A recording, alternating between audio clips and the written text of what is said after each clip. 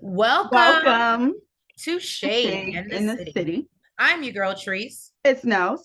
And today, y'all, we're jumping into our review of 90 Day the Other Way, Season 4, Episode 13. The Wind That Blows or some... Winds do not blow as the ships wish. Is that what it is? What I have.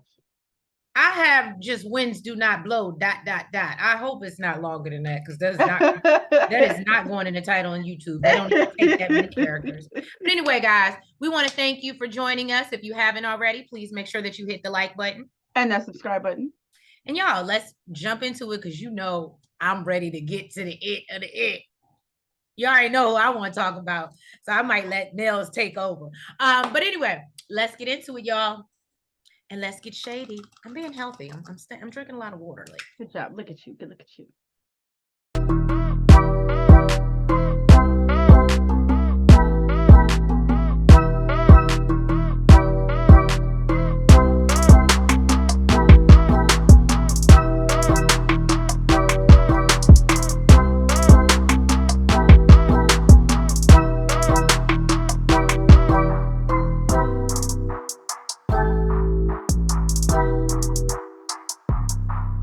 Very heavy Gabe and Isabel dominated episode. I'm just gonna say that. So if it seems like we talked about them a lot or they have the longest part, it's because they did. Now Gabe and Isabel, as we know, they're super happy. He finally came back to Colombia. Getting married in 2 weeks. His sister Monica and his mom are going to be coming down to attend the wedding. And I just want to say that what really bugged me about this whole episode is that I feel like Gabe, and I don't know if I'm using the right word, and y'all can correct me, drop in the comments because I know you will. He's the perpetuator of this mess between his sister and Isabel. I don't think there's a real issue or a real problem, but he's creating one, and it's we'll get there anyway. So yeah, they planning to get married on a farm, and she's basically saying that she feels, she heard Monica, based off how Gabe describes her, is a little She fickle. wanted to get married on a beach. She did say that. How you go from a farm to a beach? These weddings be well, from a beach to a farm. These weddings be costing. I don't know. I'm just saying. But he lets her know that Monica is trying to be maid of honor and walk him down the aisle. And she's like, no, you got to choose one. And so I win. Right. And as I was saying, yeah, based off what Gabe told her, she felt like she might be temperamental and a little bit controlling. So, she's like, this is my wedding, not Monica's. Let's stay. And I love the way Isabel is so like graceful, but she's not trying to be disrespectful at all. But no, boo, this is not how things are going down. She needs to come here. She needs to be polite, respectful. She's gonna be staying with my family. Right. And then Gabe brings up the idea, or Monica mentioning getting a prenup, and she's really insulted then because she's like, I don't give this a house, boat, car, plane, train. I don't want it.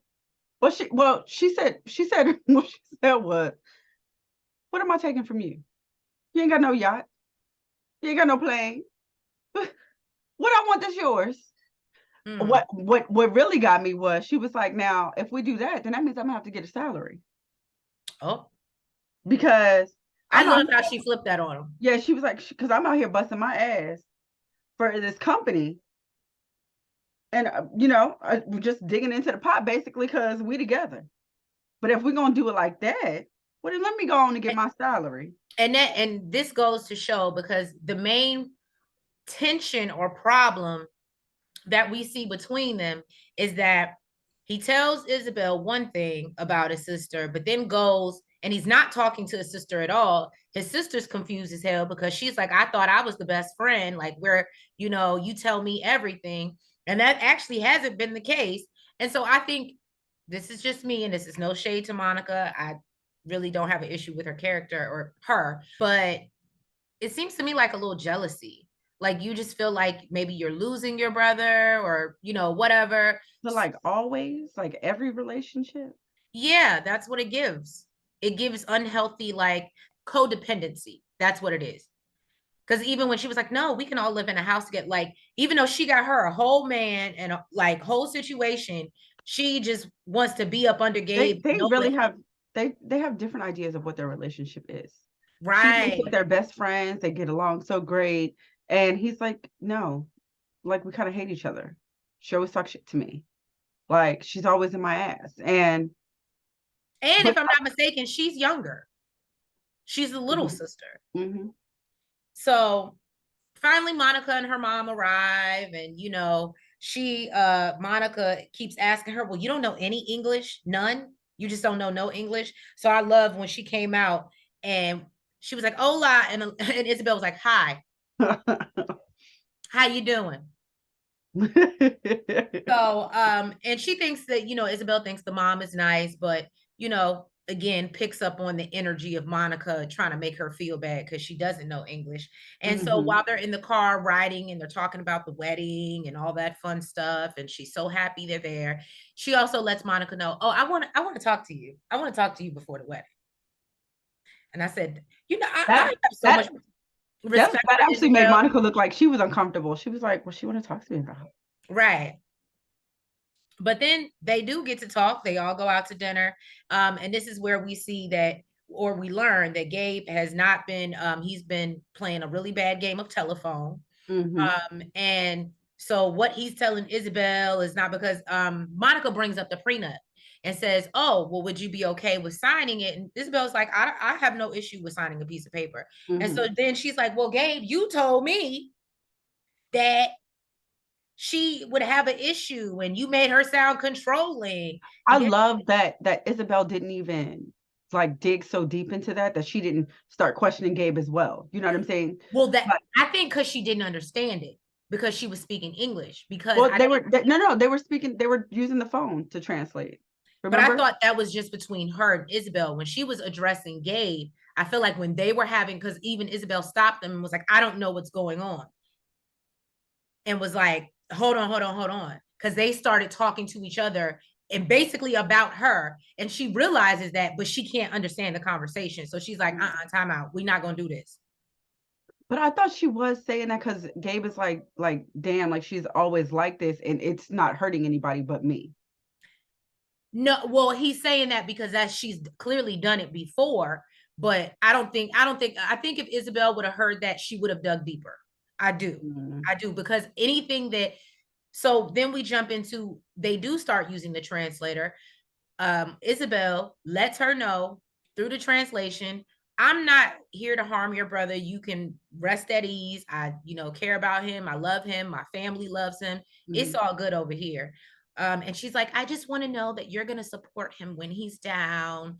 And yeah, and I thought it was like a nice moment. And they, as they're translating and talking to each other, it doesn't seem that much beat. The problem is when whatchamacallit is translating, because even if you remember in the car, Mhm. when she was like, I'm happy that you guys are finally here, and he translated into, I'm happy that you guys are here finally. Mhm. And that can be taken just like Monica took it. What do you mean finally? She did say finally. No, but what, I'm happy that you're finally here. Oh my God, I'm so happy that you're here versus I'm happy that you're here finally. That's like if we were waiting on you at the airport and See, wait for you to pick to up the me, bags. I guess to me that would make a difference in tone. But as far as the words and how they're But the placed, way the way the Gabe translated it to me just came, and because she couldn't, they don't understand Spanish, she don't understand English. I just felt like it messed her up, basically. Mhm. But yeah, that's neither here nor there. So basically she lets Monica know, look, sweetie, your issue is not with me, it's with your brother. Okay. So I think y'all need to have a Yeah, conversation. because it was a whole lot of, well, Gabe said this and Gabe said Gabe that, said that, and right? Gabe didn't tell me this, and Gabe didn't tell me. Okay, so And then clearly, and then I clearly y'all are not as close as I thought. and that Okay, goes to my next point. and the issue, and basically y'all need to work on your communication. So, And I love what Isabel said in her confessional. And I don't think she, well, maybe she was doing it to be a little bit shady, oh, she was but definitely shady. she was, at the end of the day, no shade, y'all are brother and sister, but he's not obligated to tell you anything. And like she said, obviously y'all are not as close as you thought. Or even Isabel. She's like, I thought that they were closer. So that was pretty much Gabe and Isabel. Let's Mhm. move on to Jen and Rishi. Now, Oh goodness, Jen and Rishi.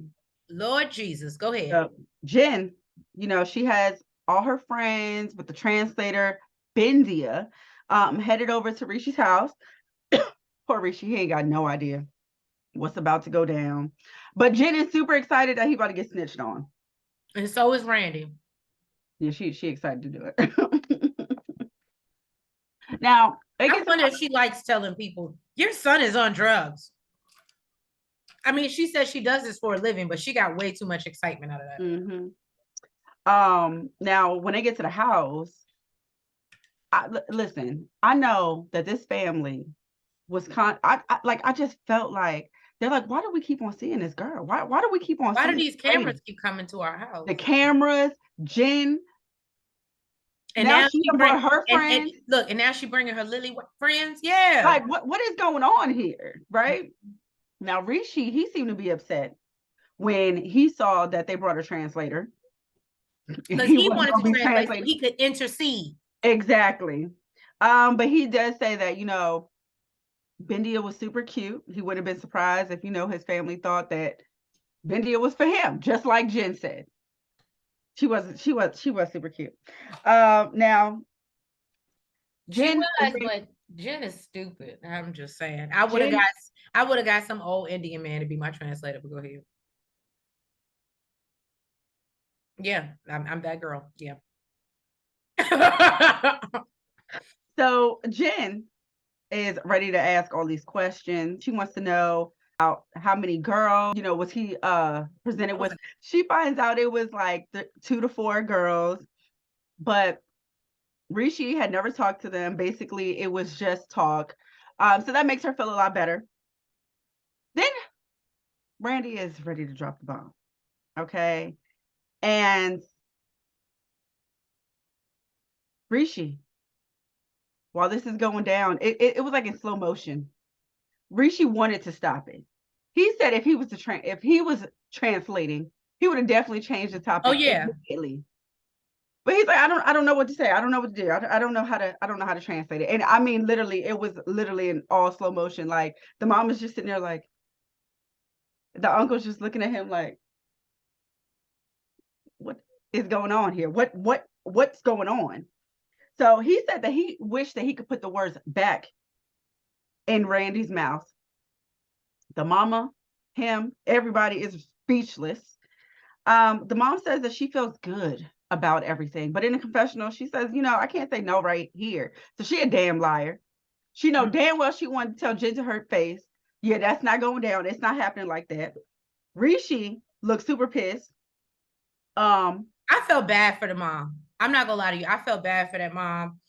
She just looked like not only blindsided, but you let this woman come up in my house multiple times and to their daughter's wedding or yeah, to the daughter's wedding. She's been here the whole time. And again, I think you might have said it already. They were clearly or they were thinking that Rishi was just trying to hook up, or Jen was just trying to hook up Rishi with somebody else.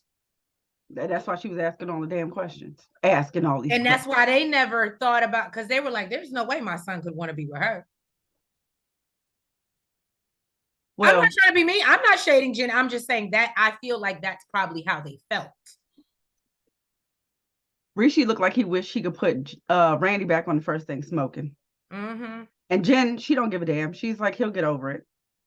Now, Rishi is happy that his mom is excited, but he's upset because he wished that Jen would have trusted him as far as telling his family in August, like, his friend told him, when the stars are aligned. It makes matters worse when Jen lets them know that she doesn't want to be a part of a joint family. And Uncle's like, no. Look, he said, I don't give what you do. Yeah, y'all can y'all go get married, but you go over there. You go where you go, and he is staying here. And I said, okay. He said he is the main caretaker in this household. So this already. So what you're not gonna do? What's crazy is then Rishi start acting just as fake as his mama, because Rishi is pissed off with Randi, but he gets outside and is like, oh no, it's all fine. It's better that it happened this way. Sir. Then what's crazy to me is Jen had her friend spill all the beans, and then she's like, okay, now you work out all the details. You tell them all about not living together and all this other stuff. I'll leave that up to you. I think, I'm sorry. I'm sure we're not gonna be 15 minutes in, so I'm gonna have to nicely say it. But Jen was acting real itch made. Okay. The fact that she stood behind Randi and Myra, and just, basically let them do it. And even went to Rishi like, I'm so sorry that Randi, I hope you're not upset that Randi threw you on a, no, because that's your friend. It goes back to you. I don't care how you try to hide behind, it's going back to you. And then what made me mad when they were, like you said, when they told her, and she's just like, I don't know what to tell you. If Rishi has to go. If we get married, we're not living here. I don't care if you don't have anybody to support your household. It was just, it was hard. It was cringy. And there was a moment where made. Jen actually had a moment to stop it before it came out if she wanted to, because Randi looked at her and she just kind of went. Well, my whole thing was, why didn't she just end it when she finally got the answer that everything Rishi had been telling her was true? That would have been the moment to be like, you know what? No deal. We're not doing this. We're not moving forward with this. I got what I wanted. Mm-hmm. We can move on. We don't need to. And he was being honest with me, and yeah. Well, she gonna get it because the stars ain't aligned for their ass. So after Jen and all her friends left, Rishi went and got the nitty gritty. He from his family. He went and sat down and talked to them, and the mom is still in complete shock. She says, I ain't never tell you, that this was okay. I said we would discuss it. And she said that she needs to talk to her family, just like Jen brought her family and her friends. Basically, I need my support too. I need to talk to your family. Mm-hmm. So then the uncle asked how old Jen is. And we learned she's 48. She's 16 years older than him. The mom damn near lost it. The mom. What do me and J-Dub say? She might be 48. You gotta look at the neck. You gotta look at the wrinkles in the neck. She was totally against it at that point. She said, oh, no. This is embarrassing. You can't have no kids. She's like, you need to think. I'm not even going back to the family to discuss this. This is an absolute no. It's a clear no from my side. And he went and sat up in his room and thinking about Jen, crying tears. Yeah. Now he feels like they should have waited till August. That it would have made a difference. Because mama said, no, it's not a go. So y'all know this woman makes my butt itch. I'm trying to be better about my curse words, y'all.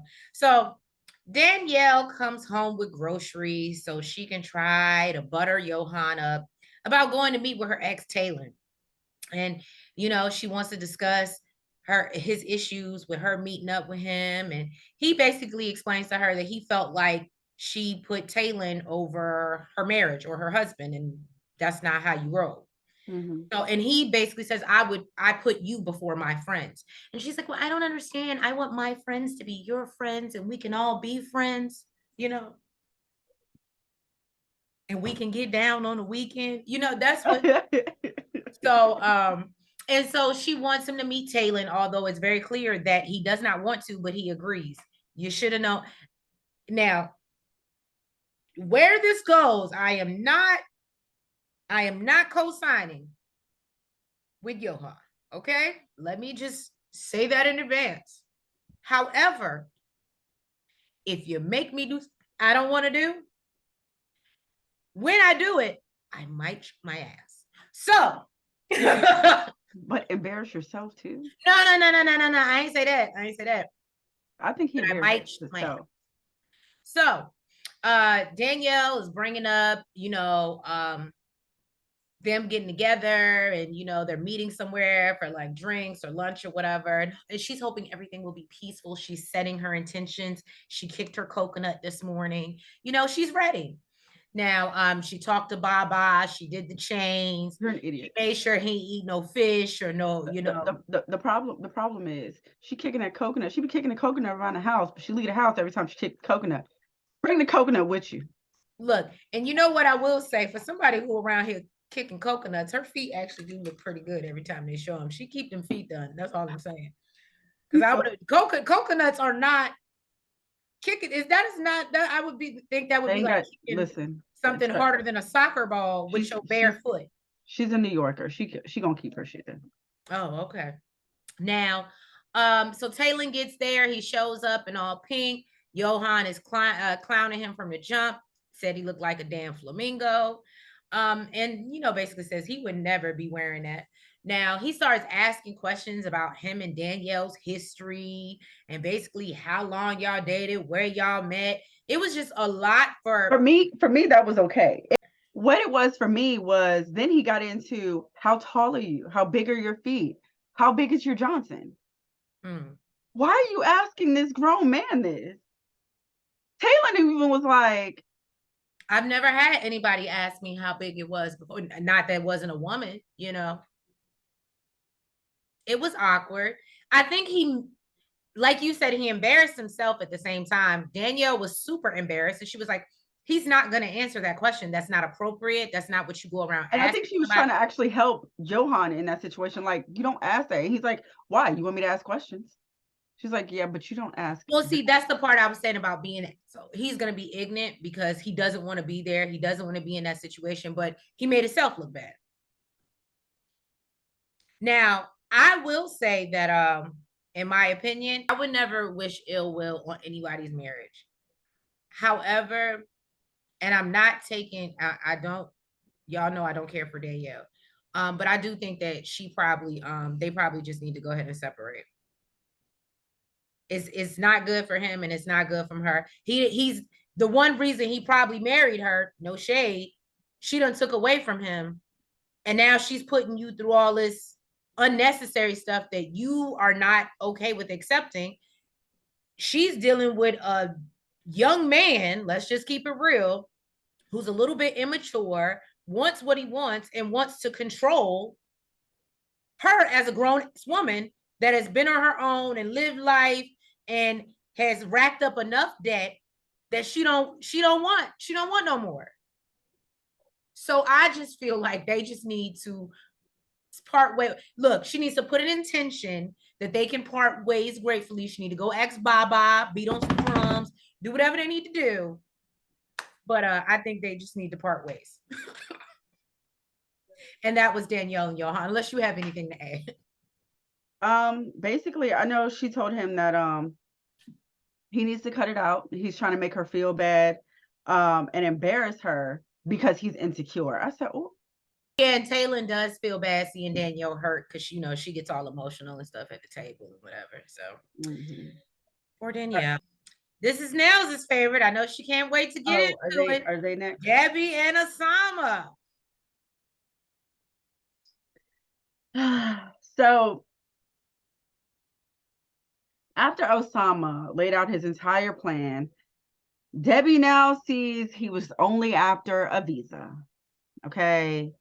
And, you know, he says that he wants to go somewhere where he can make money off his art because in the US, they value art and they don't value it there. He wants to be a poet as well.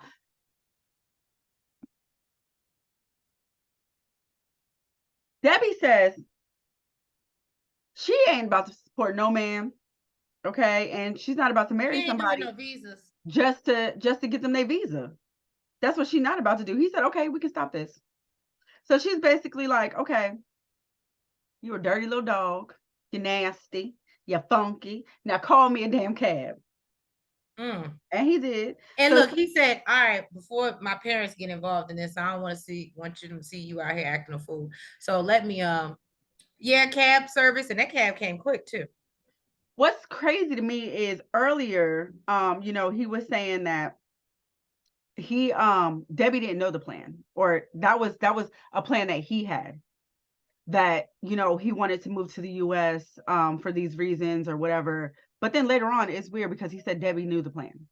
Debbie knew that he wanted to move to the US. And actually, in my notes, I actually have, because I know we talked about that and we debated that on another review. Mm-hmm. I actually have, Debbie denies him ever telling her the plan, like you said. Mm-hmm. And I think he even admitted that he told Debbie they would get married and live together in Rabat. That's the one thing I got verbatim that he did say. He said, but honestly, there's nothing here for me. So I decided I want to go to America. So it gave me the opinion, based off of what you said originally, that she did have no clue. He just sprung this on her. Where before I just thought she wasn't listening. Just like the 2-month thing. Right. Gonna come here and then leave in 2 months or whatever. So of course, you know, my poor boo, she's upset. You know, she said, I feel like a fool. She said it took her a long time to open up her heart. After 12 years, the door was closed, and then a little poem slipped through. And she was stupid, no more poems, and she was stupid for reading it. You know, she said now that she knows how he really feels, she is packing up her and she out of there. And you know, Debbie had to call her son and let her son know what was going on, because he said, as soon as it go down, you call me. And that's what she did. And basically, you know, he told her, listen, I ain't here to tell you I told you so. Even though that's what I'm doing. Let's just get you out of there. And then that's what I'm doing right now. I'm telling you I told you so. He was like, just cut ties and block this man. I can't. I just don't know. I miss him. I miss him. This is not the Ossama I know. Her son just need to come down there. Just come, go get your mama. What does that mean? She left and he was trying to stop her. Why you think he gonna be able to get her to leave? Just drag her ass back home. Or I know to make her leave. Beat up Ossama. Stupid is a stupid does. You just need to go beat up Ossama. Well, I mean, you know, he a police officer. He ain't gonna do all that. You know. I can't with Debbie, y'all. I can't with the foolery. She is too grown in her big grown age. She is too grown to be out here being that damn dumb. What pissed me off was the preview for the next episode. Oh yeah, because she want her boo back. She want that old thing back. You got me.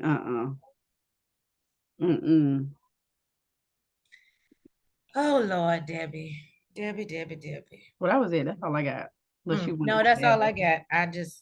I forgot it was something I wanted to say, but it left my brain because the stupidity is just, it's overwhelming. Nicole and Mahmoud. Mahmoud wants to talk to his brother about the conversation with Nicole and the possibility of moving to America. And Mahmoud explains that, you know, he wasn't happy about it at first, but since Nicole has basically been trying for the last 4 years in Egypt, he thinks that he should try. And so Ahmed doesn't think that he should go, obviously, and tells him he'll feel out of place. It won't feel like home. Everything that I was so confused by it, because I was like, Ahmed, did you not move to China with your whole wife? So but that's why, to me, it made sense for him to go talk to his brother, because his brother did it. No, and that made sense. I was more shocked at Ahmed's response. Because Ahmed knows that Mahmoud is not the same as him and doesn't have the same mentality as him. That's true. He's closed-minded. So basically, yeah, he doesn't think he should go. And, you know, it'll be a culture shock for Mahmoud as soon as he lands. And he tells him that, you know, to think about what he wants his life in America to be like, and basically explains, like, if you have an issue with her wearing the clothes here, don't think that when you get to America, she ain't gonna be wearing what she want to wear. And he's like, no, what applies here applies in America. So then he does realize that he needs to have some conversations with Nicole. And I think he's going to figure out very quickly that things are going to be different with Nicole in America, and he's going to have to get used to it. That part. I know his brother told him to find a way to agree to everything. To what? To agree to everything. Whatever you like. I don't know. So that's what you're doing. Is that what you do in your marriage, Ahmed? No. I don't, his wife seems a little more, I mean, we don't get to see that side of her, but she seems very I don't want to say subservient, but very like whatever you like to him. So he doesn't need to be that way. I think maybe that's why he was, and I don't know their whole story, but maybe that's why he was flexible with her when it comes, because it seems like she's very like, whatever you need, honey, I got you. So why would? But yeah, y'all, that was pretty much the episode. Like I said, it was no Chris and Jamie. Debbie's still a fool. And Mahmoud might be coming to America, so we'll probably catch them next season of 90 Day Fiancé. Danielle and Yohan, I really don't want to see them no more. And Jen and Rishi, I can't wait till Rishi has to put the nail in the coffin and let her know that you need to go home because ain't no point in you being here. Because I can't marry you. They ain't gonna agree to it. If you haven't already, please make sure that you hit that like button. You comment. You subscribe. And you hit the notification bell. And y'all make sure that you're liking us on all the platforms, the TikTok. We had a good old time on Twitter tonight, y'all. We're married at first sight. We had a great time. So make sure that y'all go check out that. Follow us on Twitter. And make sure y'all there every Wednesday night. I'm going to try to step in and do it a little bit more while the shows are live. So basically you can probably see what you're going to get in the review. And yeah, no, TikTok, I said Twitter, IG, Facebook, and yeah. Thank you guys so much for your support and all the growth. We appreciate you. Share us with your friends, share us with your coworkers. Just share us. Sharing is caring. And if we don't, well, no, it's not that week. I was getting ready to wish y'all a happy Mother's Day. I'm a week early. Anyway, y'all have a great weekend, and we will catch y'all Monday, Tuesday, Wednesday, one of them days with another review. Thursday, Friday. Right. With another review of 90 Day Fiancé. Have a good night. Good night.